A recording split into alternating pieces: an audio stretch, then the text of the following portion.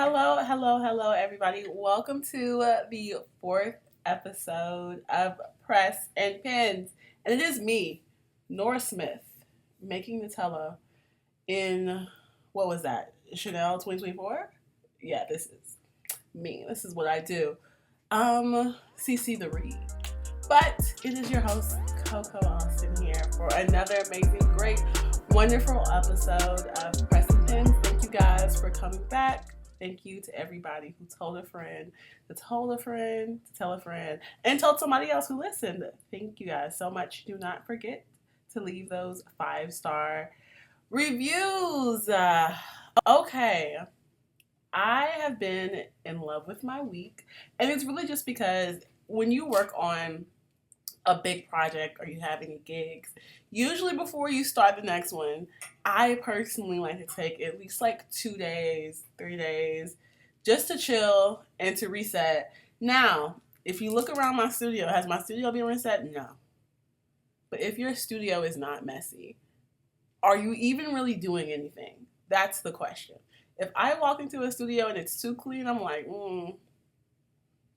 babe, I don't think you're working in here. So my studio has not been reset, but I did have a very, I guess, calm weekend, chill weekend for the most part, or a week, honestly. I just really caught up.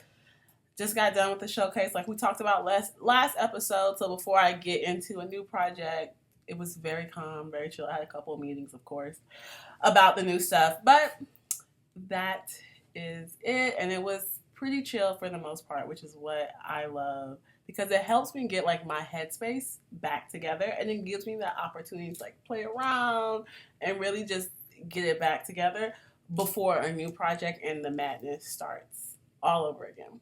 So we are going to go ahead and get into our first segment, like always, textile and tea. And for this segment, we're going to do something a little bit different. So last segment we talked about Champion, and it really got me thinking about performance fabrics altogether, essentially, and how that has progressed and how we moved on through the years. And Nike is a lot of things. It's a lot of things. But one thing Nike is they are really good at innovation when it comes to textiles, when it comes to fabrics. So I really wanted to do a segment about Nike versus Under Armour within their Dri-Fit thing. Well, because Under Armour cannot call whatever they have Dri-Fit because, one, Nike owns it, but they own the copyrights, they own everything to it. But I was under the impression a very, very long time ago that Nike may have started Dri-Fit, but Under Armour was the company that came in and perfected it. So let's backtrack, and in this segment of Textile and Tea, this week we're going to go over Nike. Next week we're going to go over Under Armour and really compare the two and how they have pushed textiles and how they have pushed performance wear altogether. So let's backtrack. So around the 1980s, really the 70s, if you were an athlete, there was no Dri-Fit. It wasn't any of that. So underneath your jersey, underneath everything you wore cotton. You just wore a cotton t-shirt. And if you've washed clothes, let's think about sweat. If you wash clothes, you know how heavy that can get. So the first thing they made was, like I said, 1980s, you had the cotton. And what Nike did is they came in and they were like, okay, how can we improve the cotton t-shirt? And from there, they gave it an athletic fit. So they changed the fit of it. So before, it may have just been a regular boxy cotton tee, and they curved it in and they gave it more of an athletic fit so it hugged the body more. So when we were sweating and we did have all this perspiration, it may have not have been that bad. It may have not have been that heavy. So now after that, they gave it the athletic fit, and then next they added in Lycra. And Lycra plus cotton gave it a different feel, a different texture. It was a little bit better. But then what the design department really wanted to push is perspiration. How do we solve the sweat that these athletes are doing? What can we do with that? Because you can't stop anybody from sweating, of course. And with this question came the innovation of Dri-Fit and Dri-Fit fabric, because I don't think a lot of people know that Dri-Fit is the type of textile that Nike is using. It's not like a coating or anything like that. It is the actual textile that Nike is using. So first off, we need to explain perspiration, right? So essentially, when you're running and you're an athlete, your body releases the heat. It releases the heat, comes in sweat, and then evaporation happens, and it's in the form of moisture, and that is to help keep your body cool. So sweat, essentially, is supposed to help you calm down. It's supposed to help you keep the body cool. And what Dri-Fit is and what Dri-Fit does, the technology behind it, is Dri-Fit is a polyester interlock microfibers. That's what it is. And anytime you think interlock, think knits, because knits are all interlock. So normally our clothing is not made from microfibers. It's just made from regular fibers, but not microfibers. So what Dri-Fit is it's the interlocking of these microfibers. And what Dri-Fit solves, it essentially protects the body from overheating and enhances the player's performance. How does it do it? How does Dri-Fit do it? It wicks away sweat. So when you have on Dri-Fit, essentially you're going to sweat. That's, of course, is going to happen. But what it does is, because it's so tight and it's so light, and the way that it's constructed and the microfibers that it's using, which is elastane and elastic and spandex, use both of those. So essentially it allows air and moisture to pass through the material while wicking that sweat away. So it allows this Dri-Fit allows your body to stay cool while still whisking away this sweat, which it results in that, and also your sweat evaporation happens faster. So you stay dry a little bit longer. And they made Dri-Fit around like 1991, and it was just for athletes. So it wasn't available to the general public until the 2000s. And this is when Under Armour comes in, because Under Armour made their version of Dri-Fit, which I think is just called Heat Moisture. Heat Gear. They made their version in, I want to say, not in the 90s, but I think Under Armour was like around 2006, in the early 2000s. But Dri-Fit wasn't available yet to the public. Under Armour kind of changed that and kind of made it a little bit different, even though Under Armour did start with just for athletes as well. But when we see Nike release their Dri-Fit, we also see the rise of Under Armour start to happen. So even now, Nike still holds on a very good department, really focused on innovation and focused on creating textiles and creating fabrics that are better for the athlete, which, like I said in the beginning, they may be a lot of things. They may be a lot of things. But Nike is definitely about innovation and definitely about pushing their athletes and their textiles to the next level and how they can help them. Okay, so let's get into our party fashion notes segment, which is essentially just the tea for all the dolls out there and what they will be talking about in the weekend, just so you're in the know and you know what's going on. So the CFDA did announce the finalists for their fashion fund. If you do not know what their fashion fund is, essentially what the CFDA does, takes all of these people, they submit all of their things, and they submit like a little package, a little booklet of what their brand is about. And the CFDA essentially funds them money. Some big people that won it have been like Christopher John Rogers. That's the latest one. I think did Sunny win? He may not have. But there's some big names that have been in there. So these are like the designers that, even if they don't win, the designers that are really revolutionizing the fashion industry and what we look at, and they're pretty great designers, honestly. So the most famous one that I feel like people would know would be L'Enchante. Um, Definition, I'm sorry, spelling L apostrophe ENCHANTEUR. That is the one brand out of all of these. So I'm like, I think everybody kind of knows them. We also have Grace Lang, Jane Wade. Grace Lang is another one. And I'm like, I think people know her too. We also have Kate Barton, Phipps.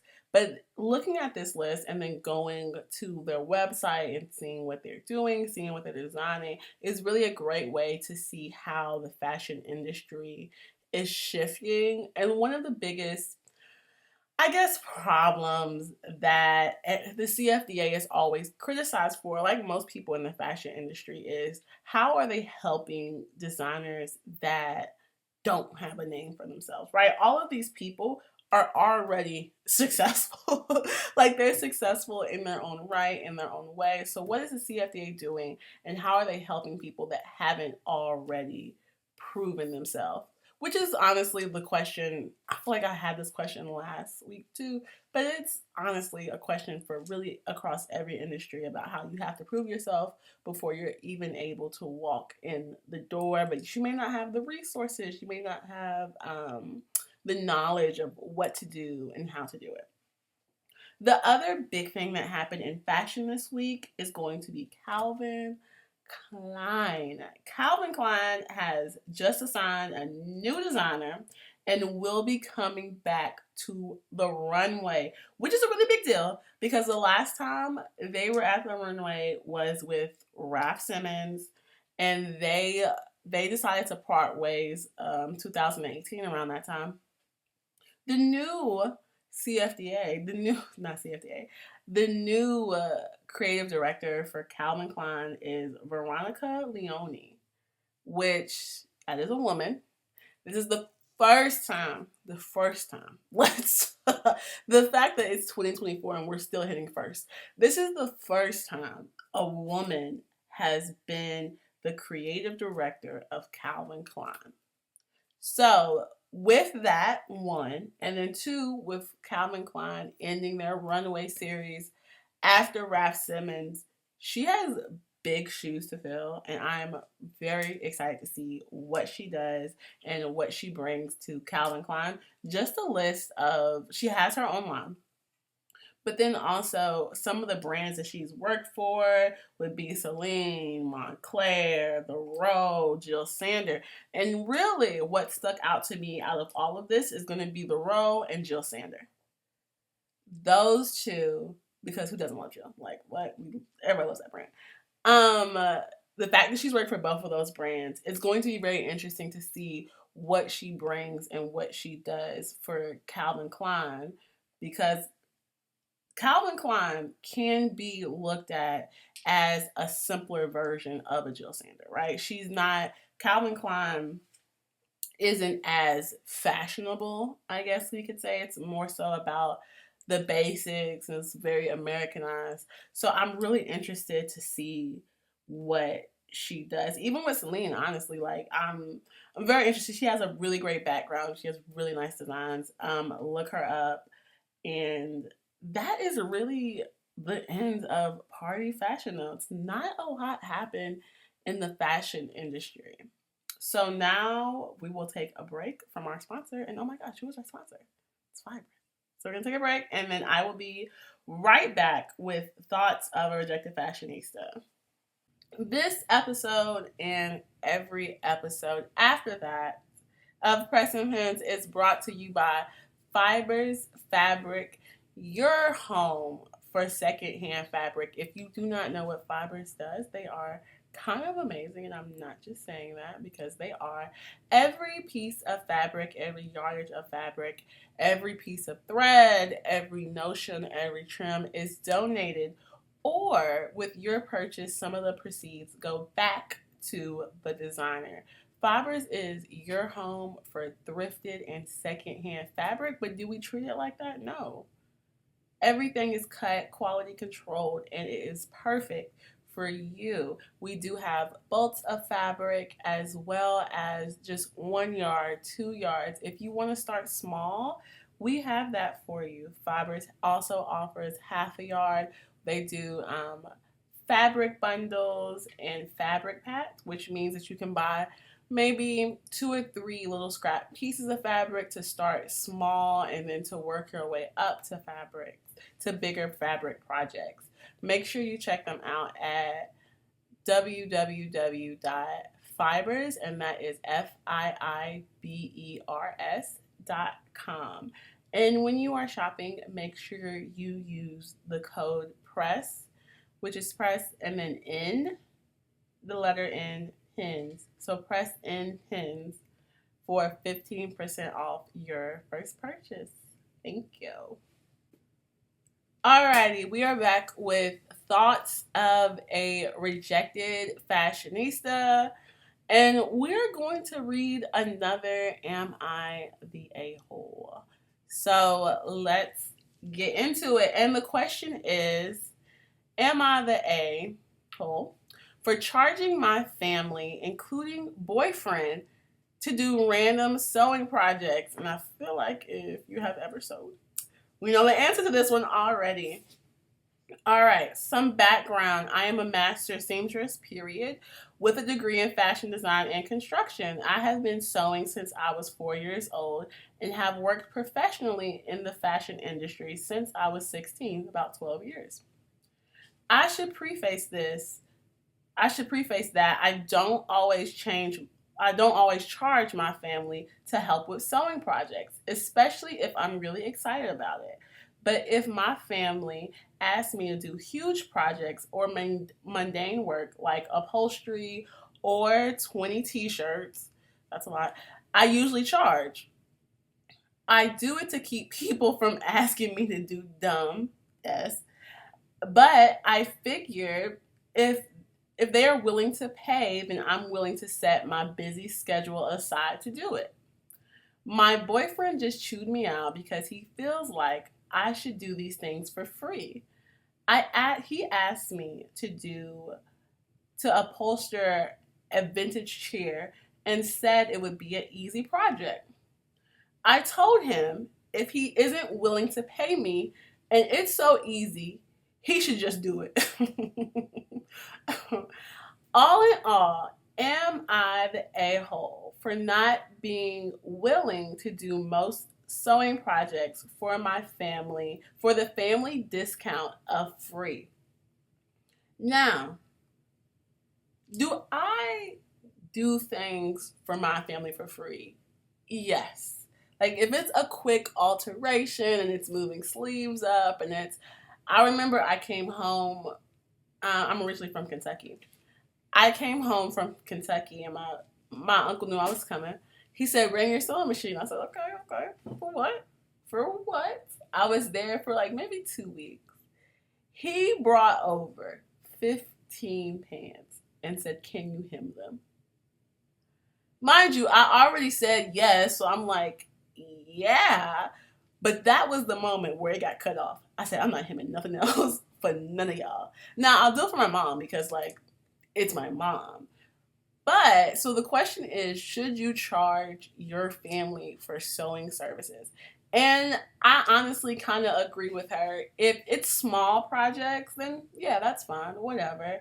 But if it's bigger projects and it's taking time out of your day to do what you want to do, then yeah, maybe you should charge them, especially if it's going to be sewing 20 mundane shirts. But I also do what she says, where I charge for things I don't want to do.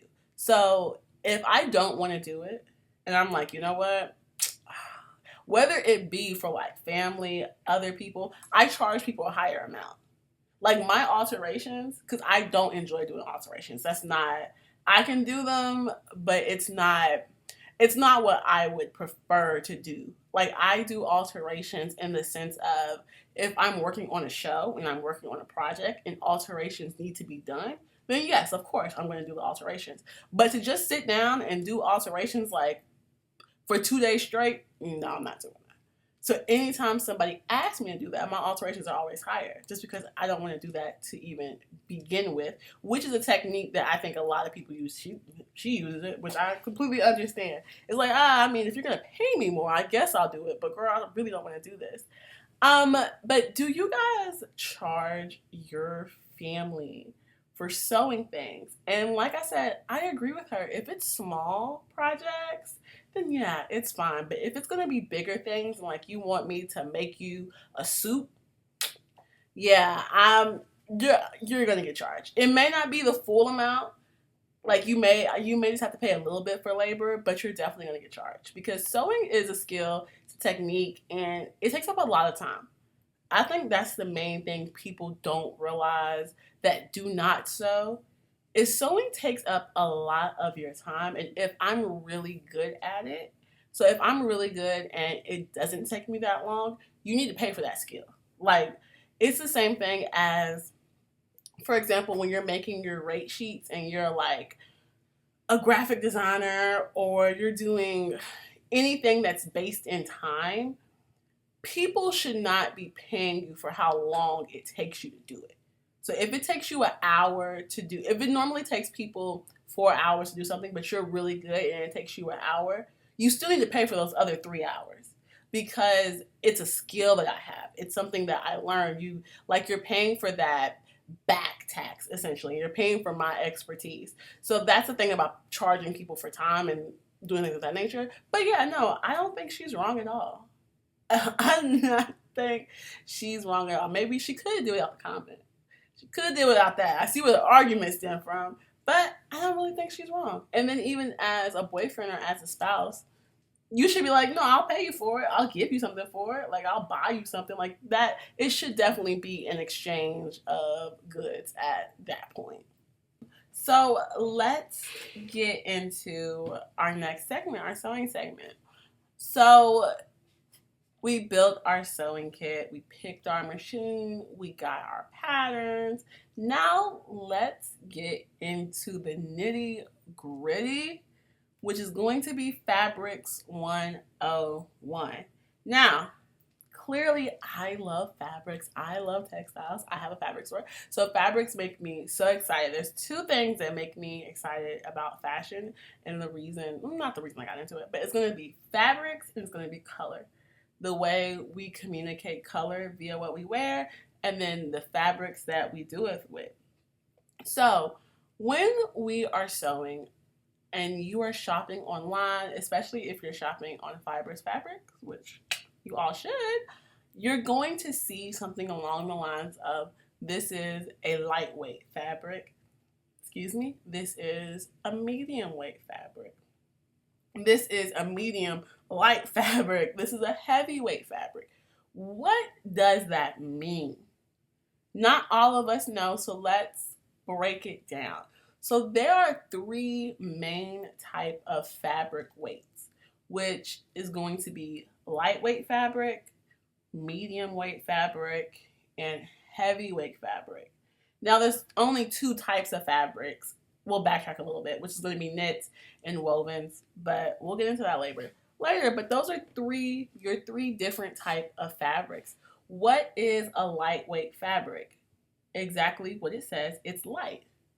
It may have a little bit more drape. It may have a little bit more flow. There are stiff lightweight fabrics, but what a lightweight fabric means is it's just light. It is literally just light. When we think lightweight fabrics, think a summer fabric, right? A linen. There's lightweight linens. When we think of medium weight fabric, a medium weight fabric is really going to be that in between light and heavy. It's not really light, so it's not so soft, it's not so drapey, it's not so delicate, but it's also not heavy. It's not heavy, it's not stiff, it's not any of that. It's right in between. That's what our medium weight fabric is. And then we have our heavyweight fabric. So our heavyweight fabrics are, of course, going to be a little bit more dense. They are going to weigh a little bit more. They may not have stretch. Of course, there's heavyweight fabrics that do have stretch, but they may not have stretch. They're not going to have the the greatest bounce to them. They're heavyweight fabrics. So the reason light, medium, and heavyweight fabrics, and knowing that property of the fabric is important, because that then dictates what you can make out of it. So for example, if you are designing, which tip, when you're designing, you need to be looking at your fabrics one-on-one. So while you're designing, you're shopping for fabrics. While you're designing something, you're like, okay, that fabric may work for that.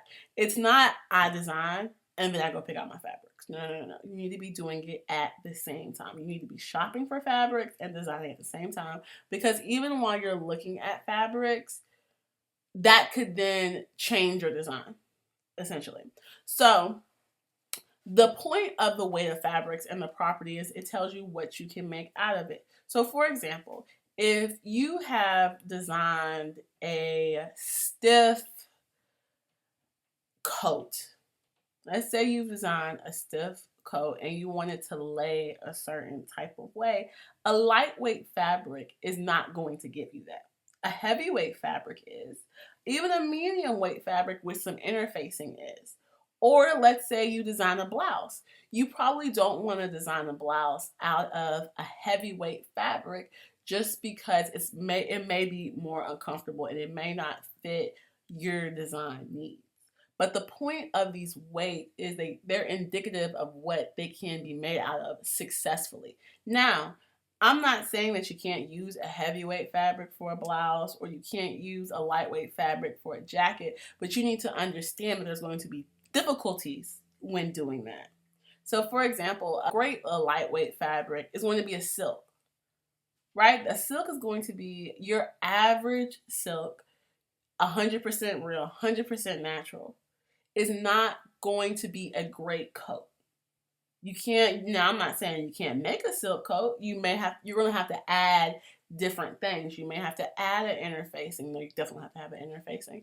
The design of the coat may need to change just because that silk lightweight property does not match with a heavy winter coat, which is the same thing. So let's say you have a fur, and most fur is going to be like a medium weight fur. There is, of course, lightweight fur. There's always things that aren't the normal, but a normal fur is probably either going to be medium or heavyweight. That's just what it is. Because fur doesn't have any stretch to it unless it's like a faux fur, which means another tip, anything that has stretch into it is not natural. It's not going to be a natural fabric, because in order to have stretch, you have to add spandex and elastane, which is just elastic. Now, yeah, that's what that is. So let's say you have a fur. A fur blouse may look completely crazy. Just because your blouses, anytime you wear a blouse, like even this button up that I have on, this button up, it's a woven, but it's light. This is a light fabric. It's a button up, it's probably with cotton twill, but it's a lightweight fabric, which is what you want most of your blouses and most of your tops to be made out of, because you need to be able to move your arms. Like, let's think about driving, or let's think about giving somebody a hug. When we give somebody a hug, you don't want your back to be all like constrained and you can't give them a hug, which is why most of our tops are going to be lightweight fabrics. They're going to be something, or even a medium lightweight fabric, but they're going to be something that allows us to move and contract and do everything that we need to do, right? Versus our coats, we take off our coat. And yeah, you still need to hug in a coat, but because it's the most outer layer, it can be heavier. It needs to either keep you warm, or it adds just this density to your outfits or a density to your looks. So it needs to be a heavier weight fabric. So when you're designing and you're making these things, this is important. So I've seen people make heavyweight fabrics out of pants. So let's say, it's crazy. I've seen people make pants out of like upholstery fabric. So something that you would line or make a chair out of. I've seen them make pants out of it. Now, could they do it? Yes. Is that comfortable to wear? No. No, it's not at all. And it looks a little bit like, It makes you take a step back and be like, what is that? There's something about that just doesn't necessarily work. So when you're starting off and you're making these designs, the weight of the fabric is extremely, extremely important because you wouldn't, when you're designing and you have a vision for something, you just need to make sure your fabric matches that vision, which is why fabric selection is so important. Fabrics and your designs can make or break a garment, and I mean that. I was designing a dress maybe like 2 weekends ago, maybe 3, 4 weekends ago. I was designing the dress and I picked out this fabric and I said, okay, perfect. It complements the dress well. I really wanted it to have stiff hips and come in, and I was like, let me get a medium heavyweight satin, which means it was more so on the denser side of satin, but it still had a flow to it because I was still cutting. I had like balloon sleeves, and they were really long. And so I'm like, okay, it still has some type of flow. Not balloon sleeves. I'm sorry, bell sleeves. And I still wanted it to have a certain type of flow to it. So when I designed it, I had that, and then I had a denim option too. And I really wanted this dress to be stiff. I had a design that I needed to hold a shape. I had it to hold a shape.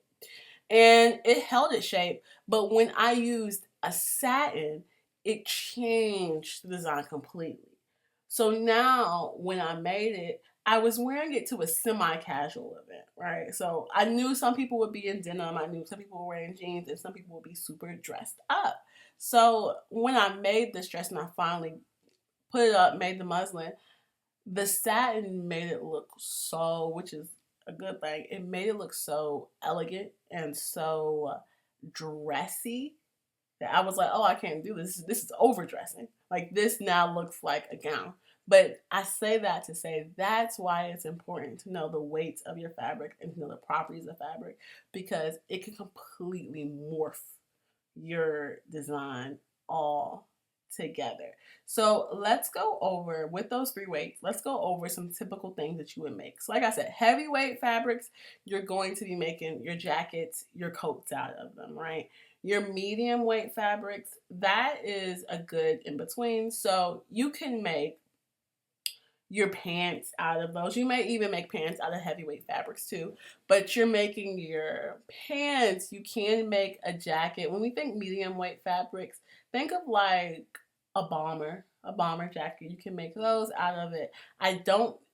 You can make some coats out of it, but that's when you get into, I don't want to say fast fashion, but that's the type of quality you would get when we make our lighter and our medium things into coats, right? It looks like, not saying that you can't do it, but it may look a little bit off. So that's what our medium weight fabrics are going to be for. We have our lightweight fabrics. So our lightweight fabrics are medium weight. You can also make dresses out of too.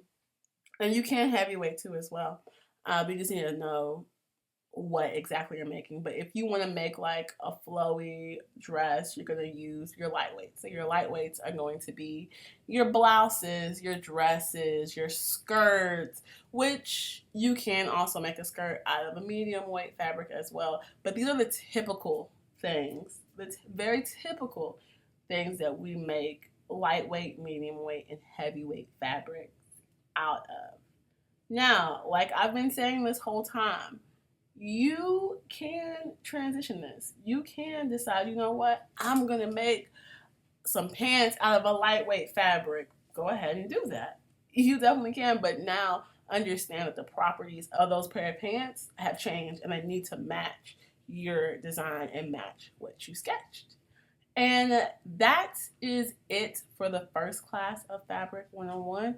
The weights of fabrics, we will get into so much more.